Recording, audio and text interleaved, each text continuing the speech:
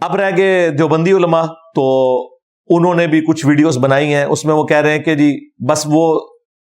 Non Muslims کے حوالے سے گفتگو کریں، ود ان ریلیجن بات نہ کرے تو ہم انہیں ویلکم کہتے ہیں۔ یعنی تھانوی رسول اللہ پارٹی کہتی ہے کہ تھانوی رسول اللہ پہ بات نہیں ہونی چاہیے، اور وہ کرنی بھی نہیں ذاکر نائک نے، نہ ان کی فیلڈ ہے، اور وہ کہہ رہے ہیں تقابل ادیان میں یعنی کمپیریٹیو ریلیجن میں بہت اچھا وہ کام کر رہے ہیں۔ میرا ایک معصومانہ سوال ہے کہ ڈاکٹر ذاکر نائک کے پاس تو کسی مدرسے کی ڈگری نہیں ہے، تو نان مسلم کے ساتھ تم نے وہ بندہ لانچ کیا ہوا ہے جو مسلمانوں کے آپس کے اختلافات کے اوپر بات ہی نہیں کر سکتا، اس کو تم نے انٹرنیشنلی لانچ کر دیا ہے نان مسلم کے خلاف۔ یہ میں الزامی جواب کے طور پہ دیوبند اور اہل حدیثوں سے پوچھتا ہوں، کیونکہ یہ مجھے کہتا ہے نا ڈگری کا، تو ڈاکٹر ذاکر نائک کے پاس کون سی ڈگری ہے؟ میڈیکل ڈاکٹر ہے، میں بھی میکینیکل انجینئر ہوں، عالم کی ڈگری تو نہیں ہے نا اس کے پاس،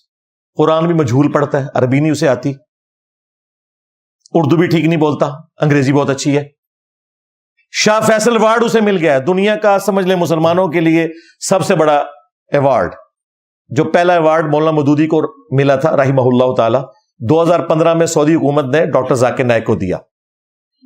بڑی آنر کی بات ہے۔ لیکن وہ کہتے ہیں کہ چونکہ ہمارے فرقوں کی منجی نہیں ٹھوکتا، ہاں اس لیے ہمیں ایکسیپٹیبل ہے،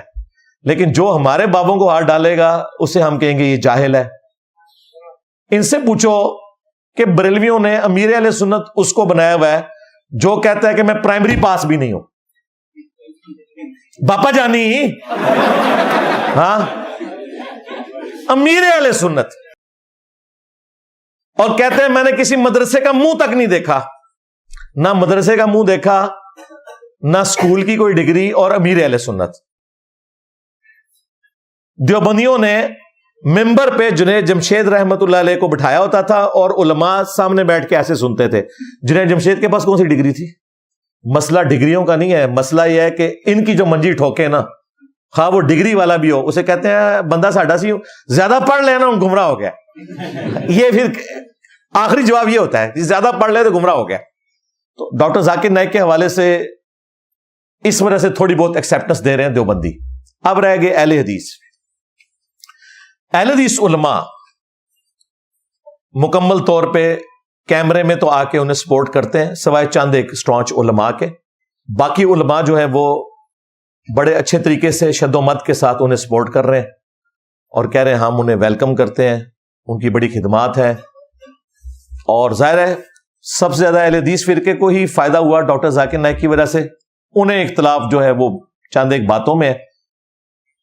ان میں سے ایک یہ ہے کہ وہ اپنے آپ کو اہل حدیث کیوں نہیں کہتا، ادروائز بڑے کمفرٹیبل ہیں اہل حدیث ان کے ساتھ۔ بلکہ وہ گلے پھاڑنے والے دو بھائی جو ہیں، ان میں سے ایک جو ان کا چھوٹا بھائی ہے، وہ تو ڈاکٹر اشرف جلالی کی منت مار رہا تھا کہ دیکھیں ڈاکٹر صاحب، ہم نے آپ کا ساتھ دیا تھا اس وقت جب سیدہ فاطمہ سلام اللہ علیہا کی توہین کے حوالے سے آپ پہ کیس چلا تھا۔ یعنی وہ کہہ رہے ہیں کہ ہم ناسبیت میں آپ کے حامی رہے ہیں، یہی مطلب ہوا نا۔ تو اب اس کے بدلے میں آپ ڈاکٹر ذاکر نائک کو کچھ نہ کہیں۔ پھر ایک اور مولوی سامنے آیا، اس نے کہا جی آپ مجھ سے مناظرہ کر لیں، ان کو چھوڑیں۔ اچھا، سارے وکالت کر رہے ہیں، اور یہ سارے وہ وہابی مولوی ہیں جنہوں نے الگ سے ویڈیوز میرے پہ بنائی ہیں کہ انجینئر کے پاس ڈگری کوئی نہیں ہے۔ اور وہابیوں مجھے بتاؤ کہ ڈاکٹر ذاکر نائک کے پاس کون سی مدرسے کی ڈگری ہے جس کو تم کہہ رہے ہو وہ تو بہت بڑے اسکالر ہیں، آپ مجھ سے بات کریں؟ تو تمہارا معیار کیا ہے؟ پھر کہتے ہیں دیکھیں جی اس کو حوالے کیسے یاد ہے، اس کو تو حوالے یاد ہے نا وہ جن حوالوں سے تمہیں کوئی مسئلہ نہیں ہے، تو منو وہ حوالے یاد نے کہ تواڈے قبرش پہ بھی جڑے نے نا وہ بھی چیکاں پہ مار دینے۔ تکلیف مجھ سے، ظاہر ہے اس سے کیوں تکلیف ہوگی ان کو؟ تو اس لیے اہل حدیث جو ہے نا وہ اوور آل